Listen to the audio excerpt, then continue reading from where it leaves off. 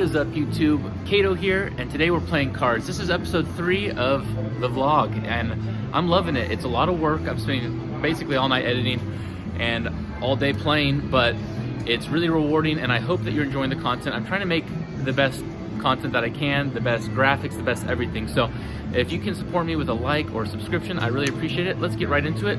This is going to be a 1-3 session, my typical $150 buy-in, and right now I'm 19 on the list. There's about 14 tables going. The Hamul Casino is popping off right now, so hopefully I can get on a table soon, and let's do it. We are sitting down for vlog number 3 with our typical $150 buy-in. We're folding out some junk hands until we look down at Queen Jack of Hearts, a beautiful Queen Jack suited in the small blind.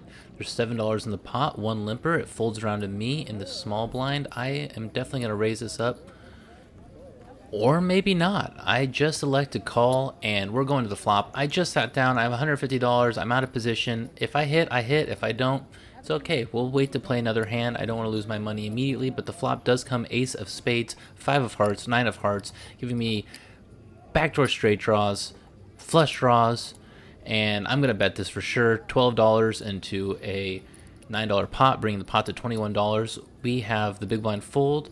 The under the gun thinks about it and elects to call, and we're going to our turn. The turn is the 9 of clubs. This does not help my hand, and it does not help if my opponent has an ace. I elect to check back, and my opponent thinks about it, and he checks back as well. The river is the 4 of Hearts. We get there, we complete our flush, and I'm just going to bet out $30. It's a value bet, assuming he has an ace, maybe a 9. I'm hoping to get possibly repopped, but he just makes the call, sees my hearts, and he mucks his hand. We scoop the first hand, look down at a few more junk hands until we look down at the beautiful pocket aces. We haven't been sitting at the table for more than 10 or 15 minutes, and we have aces with the straddle. $10 in the pot. I'm going to make it a cool $15. Don't want to give away the strength of my hand, but it folds around to the original straddler, who decides to make the call. His defending straddle range could be just about anything. I'm not familiar with this player, but it's just typical in 1-3 games to defend your straddle if it's not that much money, especially if you have anything playable, anything suited, anything close to being connectors. The dealer puts out the flop of Queen of Hearts, 9 of Spades, 9 of Diamonds. This is not the best and not the worst flop for me. He has more 9s in his range. I have more queens in my range. I'm going to continue betting $20, making the pot $60. He instantly folds, and I scoop in another pot. My ace is held up. I'm building my chip stack already, and I'm doing a table change to a better table, one with a USB port so I can charge my phone. I'm a vlogger now. I fold away a few more junk hands, and under the gun I pick up 2 black 10s, pocket 10s. There's $4 in the pot. I'm first act. I'm just going to limp. I'm going to play this as a middle pair. I'm going to set mine. If someone raises, I definitely will probably be putting in the 3-bet to isolate to heads up if I can represent a larger hand than pocket 10s with the limp re-raise. I would re-raise and size up pretty large. Jack does elect to raise to $15, and the big blind makes the call. I immediately drop in $85 worth of chips. I don't even count. I know what I'm doing. I know my play. I'm 3-betting, going for isolation, going for heads up. Maybe the small stack will move all in, and he does. He only has about $60 behind.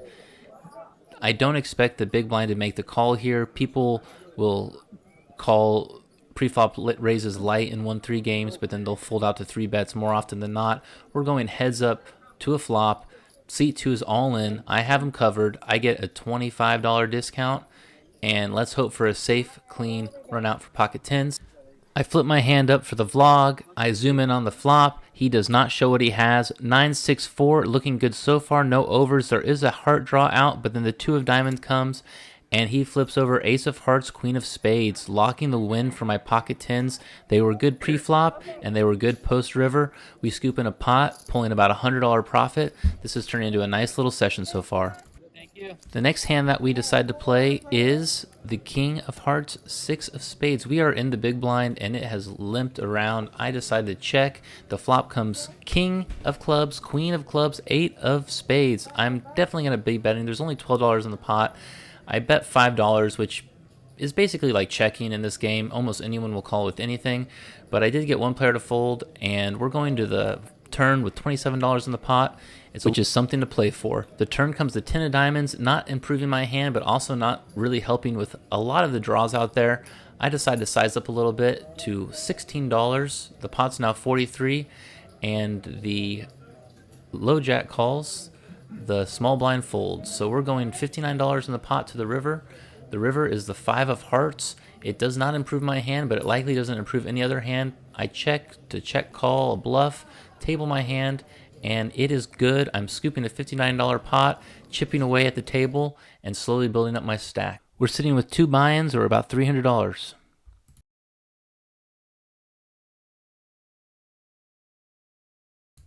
We ended up going a few orbits without getting really anything to play. We had some suited gappers and some unsuited connectors, but nothing I really wanted to play in the correct position until we finally looked down at ace of hearts, queen of hearts, under the gun.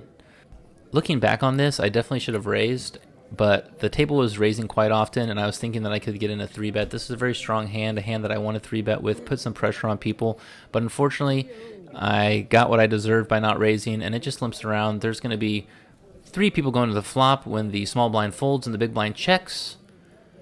And we're hoping for hearts, we're hoping for an ace, we're hoping for a queen. We want to hit this board. And the board is queen of clubs, 10 of diamonds, 9 of spades. So it's a rainbow board. There are straight draws out there, but we are going to raise it up to 15, bringing the $10 pot up to $25. Both players ended up making the call, and the turn is terrible. It's the king of clubs. Now a jack beats me. Now a king beats me.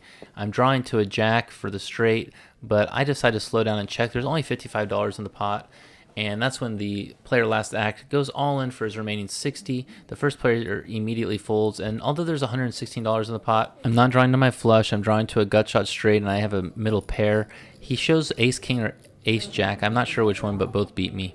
I fold away a bunch more hands until I look down at king, 7 of hearts. I'm on the button. There's $13 in the pot. I'm going to mix it up with position. Suited king. I raise it up to $15. And the same player who just doubled up calls along with the middle position player in seat 3. The player to my right also makes the call. And we're going to 4 ways to a flop with $73 in the pot already. The board comes out. 7 of spades, 6 of spades, 3 of spades. So I flop top pair on a very monotone board. There's a lot of draws possible, and when it checks around, I'm going to charge big time for it. One thing I've noticed is that with multi-way pots, they get large quickly pre-flop, and I'm going to be charging $55. I'm continuing to put pressure on all the players, and I'm trying to deny equity to draws, especially straight draws, which are likely to probably not continue because of the flush draw on the board. I do have top pair with a strong kicker, so I could be winning here. There's a lot of cards I don't want to see on the turn. I'm hoping to take the pot down or to play heads up against one player. The player in seat 2 thinks about it for a long time. He just got his chips, and he decides to toss it away. The player in seat 3 tosses it away, and the player in the cutoff elects to make the call. So we're going to a turn, $163 in the pot, and it's the 8 of clubs. Not the card that I necessarily want to see, but not a terrible card. 8-7 gets there. Some sort of draw, like 5-8 is now beating me. So I check, and the river is the 10 of spades. Also not what I want to see, but when the opponent checks away right away, I want to represent a stronger hand than I have because I could be beat by just a little. I'm going to put some pressure on him and put some pressure in the pot. I'm going to act like I have a spade because I may not be good, and so I bet $75. He thinks about it for a long time. I'm targeting really bad spades, like maybe the 5 of spades, the 4 of spades, even maybe the 8 of spades. Anything better he'd probably call with, but I am not sure if I'm bluffing here or value betting, but I put it more in bluff territory. He thinks about it for a long time. He asked me how good my spade is, kind of indicating to me that he has a spade as well, but it's maybe a low spade like the 5 or the 4. He asked for the dealer to count it out, $75 on the dot. The pot's $238. He does not need a great hand to call me, but once again in these 1-3 games, people are just not considering pot size relative to bet size. It's something that I need to get better at. He tosses his hand away, telling me that he had a small spade. I scoop the pot, probably behind, and we're stacking up the chips.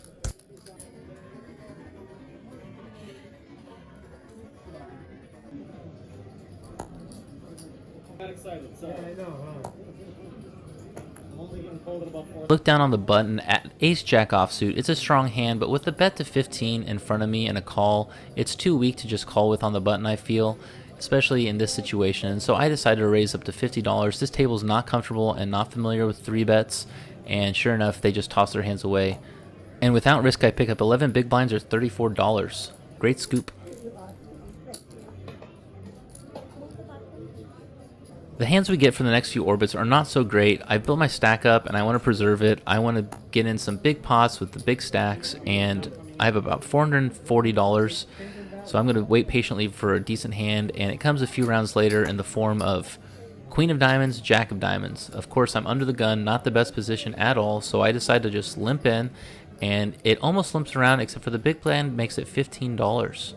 And I could 3-bet, but I like to just call, thinking that there's going to be a waterfall effect going on, and sure enough there is. Pre-flop, it's already $106 in the pot. I have a very playable hand with lots of draw possibilities, and sure enough the flop comes 2 of diamonds, 7 of diamonds, ace of hearts. The ace of diamonds would have been fantastic. I like to check, assuming that someone's going to be protecting with their ace, and sure enough the button, after it checks around to him, bets out for $45. I'm definitely calling $45 into a pot that's going to be about $200 chasing this draw. It's safe to say that he could possibly have a better flush draw, a worse flush draw, or just an ace. And if he has an ace, I think I can sucker him in for quite a bit of money. The turn comes the 8 of hearts. This is not a card that we want to see. I pick up no other draw possibilities. I don't pick up no pair, and even if I picked up a pair, the ace of hearts would still probably have me beat. He decides to jam on me for about $120. The pot's now $303, and I'm just going to fold with one card to go.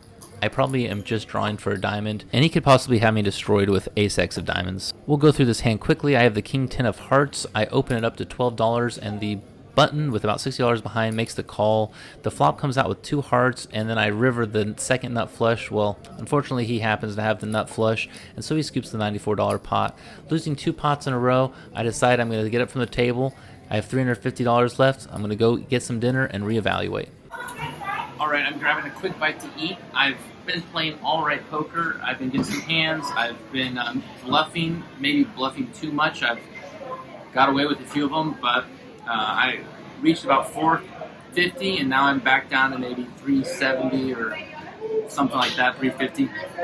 I'm pondering whether or not I want to go home and call it a night, book the victory, or if I should still stay and play. So I'm taking a quick breather. I'm starting to think that it may be better for me to just go and book the win and continue editing. There's nothing worse than when you're up and then you lose it all. So we'll have to see what I decide to do. But all in all, I think it's going all right so far. All right, well, I almost talked myself into going home, which may turn out to be a good choice, but spoiler alert, it would have been a good choice.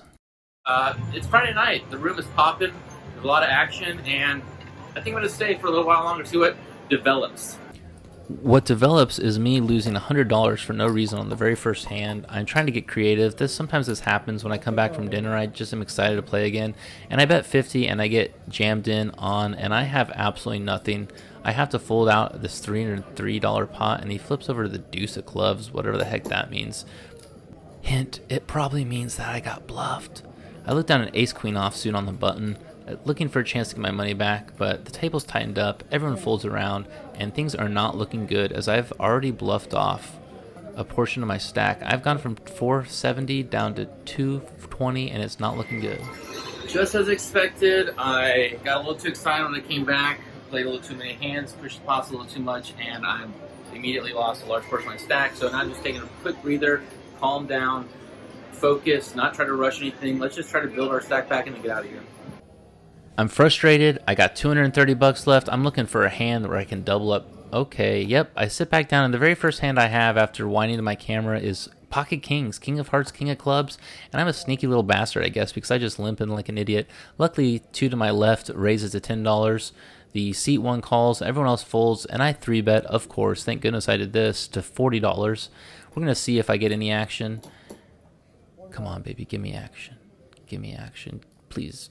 Okay, he just flat calls, kind of caps his range. Hopefully he doesn't have pocket aces, but surely he doesn't. The seat 1 thinks about it for a while and folds. We're going heads up to the flop, and the flop is... What the hell? Why is there always an ace on the flop or the river when I have kings? I don't know, but ace of diamonds, I'm firing anyways. Ace of diamonds, 6 of spades, 4 of clubs. We're firing, continuation bet on basically any ace high board. I throw out $30, and he wastes no time calling me. Got me a little nervous. Doesn't matter. I'm playing this aggressive. 8 of spades comes on the turn. I'm going to continue telling my story that I have an ace. I'm not scared by the fact that he called me at all. I'm going to be betting. I'm going to be playing this one to get stacks in still. No problem here whatsoever. I size up to $60 and I think about it a little bit because, God, there's an ace on the board. He could just have me crushed. I bet $60 and he wastes no time throwing a single chip out, yelling all in. He's putting his money in the pot. He is excited to be putting his money in the pot. I think that maybe this guy doesn't even have an ace. Maybe he has like ace 8 or he's got ace 6, ace 4. He's got something good. I'm looking down at my pocket kings thinking to myself, how the hell did I get in this position? I probably shouldn't have been so aggressive. I probably, at least I'm smart enough to make a good laydown with kings. And what the hell? He flips over king 9 of diamonds. He had absolutely nothing. He was drawing dead. And I folded. And I'm already on tilt. And I'm already losing all my money. I'm doing the grumpy chip shuffle dance. Look at it right there, folks. Those are some grumpy chips being shuffled. I've just about had it. I'm in a chip up or head out kind of mood. I pick up pocket 8s in the small blind. The button raises the 13. I'm not going to play this any other way than an all-in.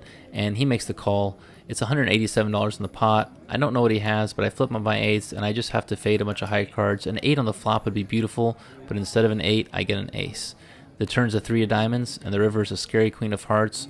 Hopefully I can fade an ace or a queen, but no, he flips over ace, jack, offsuit, takes my money, takes the pot. I'm going home. All right, well, what a disappointing end to the session. I got bluffed hard. I forced the hand too much. I myself bluffed too many times, like I talked about when I went to dinner. And then I went all in on a coin flip and lost it, which was for $100. I didn't realize that it was that much money, but all in all, disappointing end to what started off as a good session. Sometimes you just got to pick up your chips and leave the table.